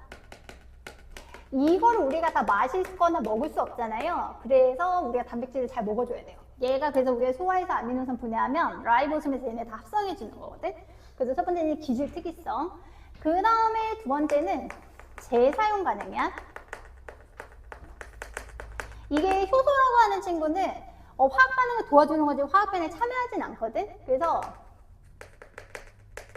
그래서 얘는 화학 반응 전후 변하지 않는. 그래서 재사용이 가능해. 그래서 효소는 양이 많진 않아. 그래서 침 되게 조심할게. 이 얘기하면 항상 예시가 떠오르는 게 여러분 밥 먹은 수저로 밥 풀면 엄마가 싫어하실걸요? 아니냐? 왜 그러냐면 수저에 침이 있지. 침이 그게 쌀에 닿으면 분해가 돼버린단 말이야. 그러면 사가. 그래서 예전에 그 모 애니메이션에서 여자 주인공이 씹어가지고 술 만드는 애니메이션 있었잖아요. 니네 세대는 모르겠다. 너의 이름은이라고 애니메이션 있거든요. 안 봤지? 니네는 스즈메의 문다속 세대 아니야? 봤어? 그 납득이 가디? 그치? 나는 말이 안 된다고 생각했어. 봤어? 봤어? 그 말이 안 되지 않아? 어떻게 그 남자가 잘생겼다고 학교를 빠지면서 쫓아가. 날 거기서 납득이 안 돼가지고. 근데 그 펑펑 우는 사람도 있긴 있다고 하긴 하는데, 어쨌든 그런 식으로 이제 재사용이 가능하다. 그래서 저는 보면 그래서 얘는 이제 양이 적은데, 요는 그러니까 그래서 어머니들이 보관하실 때 음식 같은 거 이제 보관하실 때 찌개 같은 거 우리가 숟가락 포함해서 침 같은 게 들어가 있을 수 있단 말이야. 침에 효소가 있기 때문에 음식물이 삭을 수 있어요. 그래서 이제 가열하셔서 이제 보관을 하시거든요. 어쨌든 이제 그렇다. 그래서 거기 이제 책에 이제 밑에 그림 보시면, 자, 밑에 그림 보시면 얘 나는 대충 그릴게요. 자, 이 친구가 이제 효소입니다. 효소고 반응물이 두 종류인 거예요. 요런 반응물이 있고, 예를 들면 이런 반응물이 있을 때 이 친구랑은 반응은 안 하지만 이 친구와는 반응을 하죠. 요게 기질. 그래서 이체 구조가 맞는 기질과만 결합을 할 수 있다. 기질 특이성. 그 다음에 그래서 얘네가 이제 한 몸이 되지. 요렇게 이제 하나가 되는데, 이걸 우리가 뭐라고 하냐면 써놓을까? 효소 기질 복합체라 그래. 이렇게 복합체가 되어야 활성화 에너지가 낮아질 수 있어. 저렇게 복합체가 돼야 활성화 에너지가 낮아질 수 있어. 결합해야 돼. 그 다음에 지금 보면 효소는 그대로인데, 지금 보면 기질이 쪼개진 거 보일 거예요. 그 반응물이 이제 쪼개졌죠? 이 친구는 생성물이 된 거예요. 근데 효소가 변화가 없지? 그러니까 재사용이 가능하다는 거야. 됐어?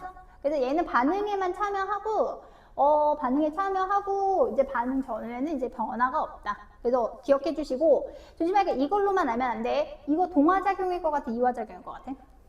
분해됐거든? 분해되면 동화야, 이화야? 분해, 이화지. 요것도 거꾸로 화살표가 만약에 반대로 나오면 이거 동화작용이라고 얘기는 할 수도 있어.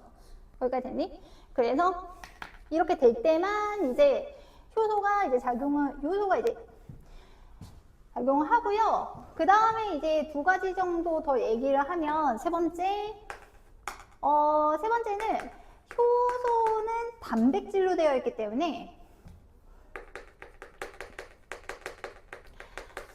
효소의 성분이 단백질이기 때문에 이 친구 같은 경우에는 단백질이 열에 되게 약하지. 그래서 이 친구는 잘 활동하는 산도랑 그 다음에 잘 활동할 수 있는 온도가 있어요. 그래서 최적 pH, 최적 온도가 있는데, 예를 들면 pH는 안 나올 수는 있어요. 산성도라고 하는데, 예를 들면 아밀레이스는 위에서 작용을 못해. 왜냐면 아밀레이스는 pH 7 중성에서만 작용하거든. 그래서 위로 들어가면 아밀레이스가 기능을 못해. 대신에 펩신은 기능할 수 있지. 펩신은 산에서 기능을 하거든, 염산.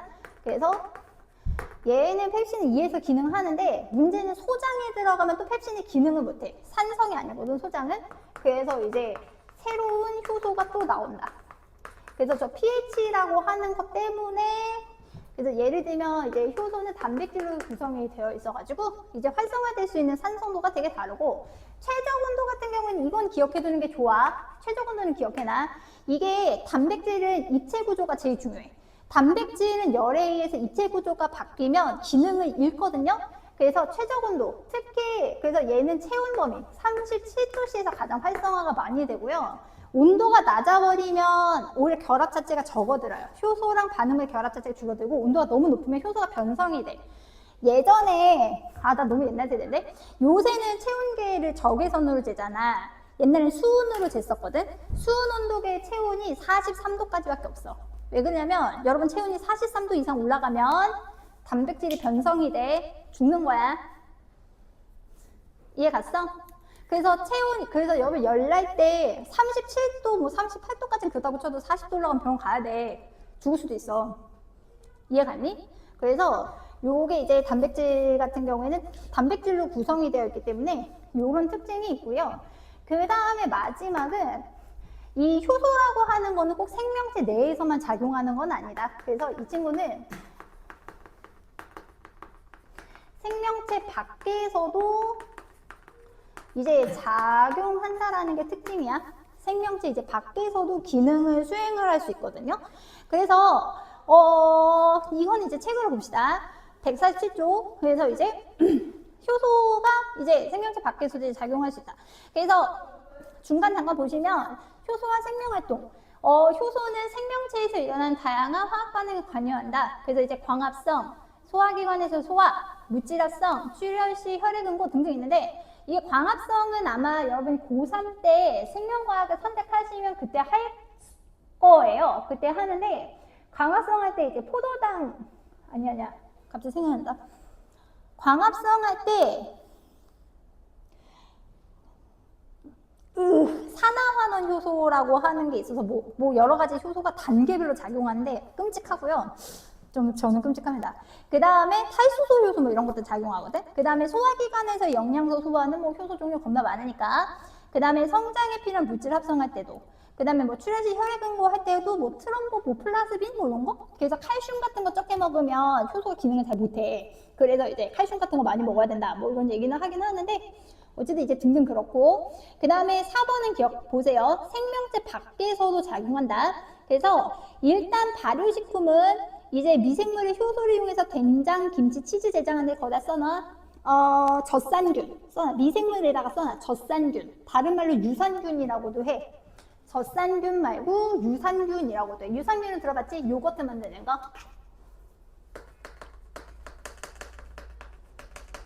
젖산균 그렇게 되고, 그 다음에 고기 연육제, 고기를 연하게 하는데 키위나 파인애플 등의 주적 단백질 분해 요소야. 이거 조심해라. 단백질 분해 요소야. 이거 녹말 분해 요소 아니다. 그래서 연육 과정이라는 걸 하는데, 그게 이제 고기 연육제. 그 다음에 이제 식혜는 아밀레이스 체크. 아밀레이스는 녹말을 엿당으로 분해를 하죠. 그래서 아까 뭐 씹어가지고 이렇게 뱉었는데 그게 술로 발효가 됐는데 뭐 이게 이제 아밀레이스 쓰는 거고. 자, 그 다음에 이제 의약품 보시면 소화제. 소화제는 특히 탄수화물 분해 요소, 단백질 분해 요소, 지방 분해 요소, 특히 단백질 지방 분해 요소, 라이페이스 꼭 들어있고요. 그 다음에 이제 혈당 측정기나 소변 검사지. 혈당 측정기 같은 경우에는 말 그대로 혈액 속의 포도당량을 측정하고요. 소변 검사지 같은 경우에는 소변 속의 포도당을 감지를 하는 거예요. 그래서 포도당 산화효소가 들어있어서 포도당이 너무 많으면 포도당 산화효소가 포도당을 산화해서 색깔이 바뀝니다. 그래서 이런 띠 같은 거 나오는 거 있죠. 그런 것들이 이제 혈당 측정기 쓰고요. 그 다음에 효소세제 주죠. 단백질 지방 분해하는 효소. 이거 세포막 생각하면 돼. 아까 세포막이 뭐랑 뭐로 돼 있더라? 단백질 인지질이지. 단백질 지방이야. 그러니까 여러분의 때, 각질은 다 단백질 지방이다. 그 다음에 효소 화장품. 여기도 마찬가지로 단백질 분해 요소. 효소 치약, 탄수화물 분해 요소. 화장지 종이 제조, 섬유소, 셀룰로스 분해 요소겠지. 그 다음에 이제 청바지 탈색. 우리가 이제 면이잖아요. 면. 목화로 만든단 말이지. 그래서 이제 섬유소 분해 요소 쓰고, 환경 정화는 이제 세균이라던가 미생물 효소. 그러니까 세균이 이게 조금 더러운 물 같은 경우에는 이게 그 분해자들이 되게 많아요. 그래서 이제 세균 같은 게 되게 많은데 이 친구들이 이제 오염물질을 정화한다. 그래서 효소 4가지 특징 기억해. 첫 번째는 기지특이성, 특정 반응물과 입체 구조가 맞는 특정 반응물과만 반응한다. 두 번째, 화학 반응조는 바뀌지 않는다. 그 다음에 세 번째, 효소는 단백질로 되어 있다. 그 다음에 네 번째, 효소는 생명체 밖에서도 작용한다. 그래서 효소의 특성 해가지고 요게 4가지를 기억해 주시면 좋겠다. 자, 그럼 밑에 한번 풀어봐. 거기 물질대사 4번, 5번, 6번 한번 풀어봐. 자, 보자. 자, 4번. 자, 물질대사에 대한 설명 옳은 거는 틀린 거 X하시오. 에너지 출입 이러면 효소 관련도 맞고. 단백질 합성 좋죠? 합성은 무조건 분해다. 합성이니까 동화작용이다. 그 다음에 이게 생명체에서 일어나는 반응이 물질대사이기 때문에 X예요. 청바지 탈색이 물질대사면 이상하잖아요. 그 다음에 5번. 자, 5번에 A는 반응열, B는 효소가 없을 때의 활성화 에너지, C는 효소가 있을 때 활성화 에너지야. 그래서 1번에 A, 그 다음에 2번에 C. 그 다음에 6번에 1번에 X, 요걸 기질특이성이라고 하죠. 한 종류 효소는 한 종류 반응물에만 작용한다. 그 다음에 2번에 O, 3번에 X. 자, 넘어가셔서 어디 보시냐면 거기 150쪽 잠깐 봐봐.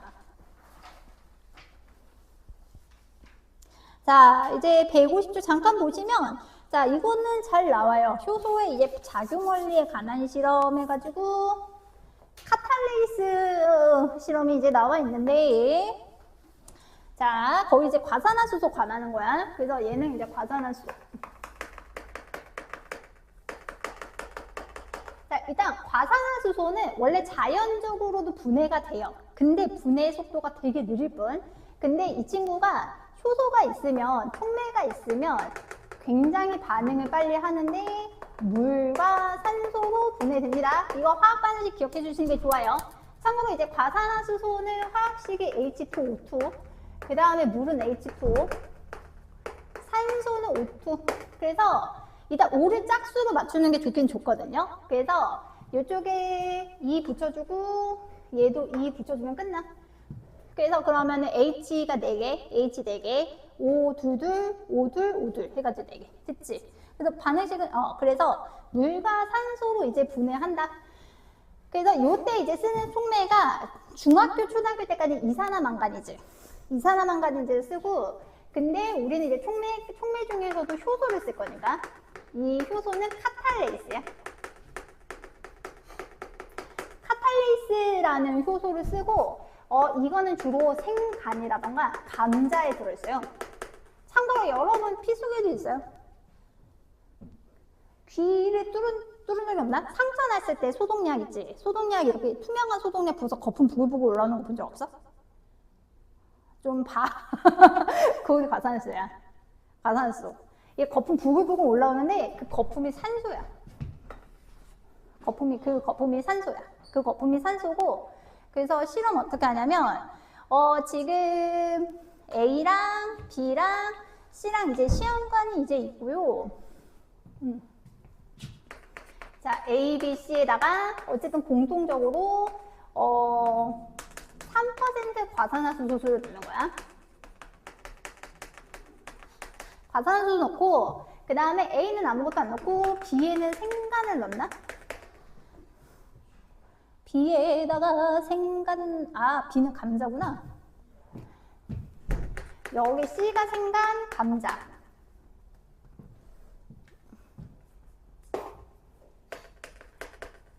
감자. 이렇게 넣었을 때 이제 변화가 이렇게 되는 거지. 이 친구 이제 기포가 발생하는지를 봤는데, 이제 기포가 얘는 발생 안 하고, 발생하고, 발생하더라.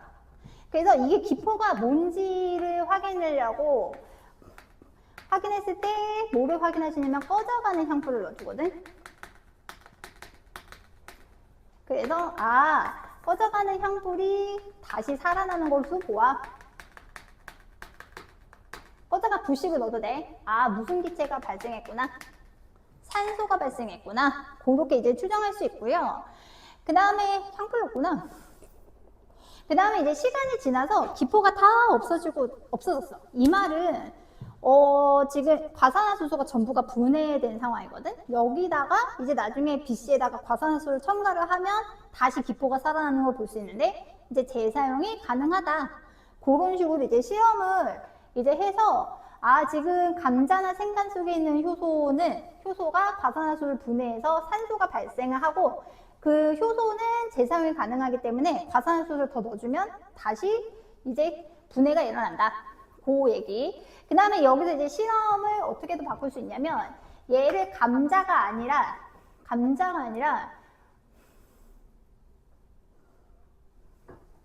뭐라고 써야 되지? 익힌간, 삶은간, 열을 가한 간, 삶은간이라고 써. 아니면 삶은감자로 쓸 거야. 익힌 간을 쓰잖아? 그러면 제가 열을 받아서 이 경우에 카탈레이스가 변성이 되거든요. 이 경우는 기포가 안 생겨요. 됐어? 그래서 이거는 이제 효소 성분이 이제 단백질이기 때문이다. 그렇게 이제 예상할 수도 있어요. 그래서 이제 표 다시 보시면 표 결과를 볼게. 그래서 이제 시험관 A 아무것도 처리 안 한 거, 과산화수소. 그래서 기포가 발생하지 않고 변화가 없고 기포 발생하지 않는데, B 같은 경우에는 기포가 발생했고 산소를 넣으니까 이제 부시가 살아나다. 산소기 때문에. 과정 5는 거기다 과산화수소 추가한 거거든요. 효소가 이제 재사용이 가능하다. 그걸 알 수 있는 거고, 시험관 C도 마찬가지. 자, 그래서 해석 보시면 감자랑 생간에 들어있는 효소 카탈리스 외워야 돼요. 카탈리스 외우셔야 되고, 그 다음에 시험관 A에서 기포가 발생하지 않는가다. 이거 조심해 주죠.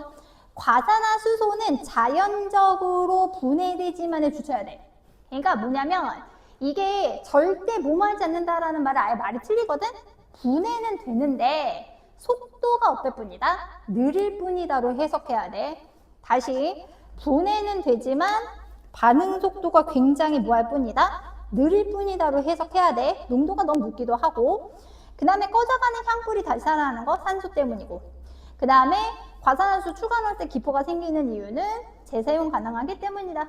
거기까지 됐어. 자, 그러면 거기 151쪽 한번 풀어봐.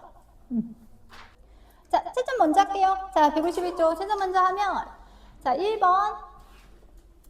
자, 1번에 OXOXX. 2번 조심해라. 효소가 없으면 분해가 일어나지 않는 게 아니라 늦게 일어나는 거예요. 그 다음에 과정 4에서 시험관 C에서 기포 발생이 끝난 거는 효소가 사용된 게 아니라 반응물이 없어서 설문관 되면 안 돼요. 자, 그 다음에 2번에 5번. 2번에 5번. 생강 카탈레이스 맞고 기포의 성분은 산소니까 꺼져가는 형불. 그 다음에 5%를 넣게 되면은 기포량이 증가합니다. 왜냐면 이게 반응물의 양이 많아져서 그래요. 자, 그 다음에 3번. A는 과산화수소, B는 삶은 감자. 이거는 카탈레이스가 단백질에 변성돼서 그렇고, C는 생감자. 그래서 감자 속 효소는 높은 온도의 기능을 잃는 거는 단백질이라서 구성성분이 그렇고, 그 다음에 니은 같은 경우에는 맞고, 그 다음에 생감자를 2배로 늘리면 안 돼요. 거기 조심해. 과산화수소수가 2배가 돼야 돼. 왜냐면 이게 음식 많이 만들려면 재료가 많아야 되잖아? 효소가 중요한 게 아니라 반응물이 많아야 돼. 그래서 답은 3번.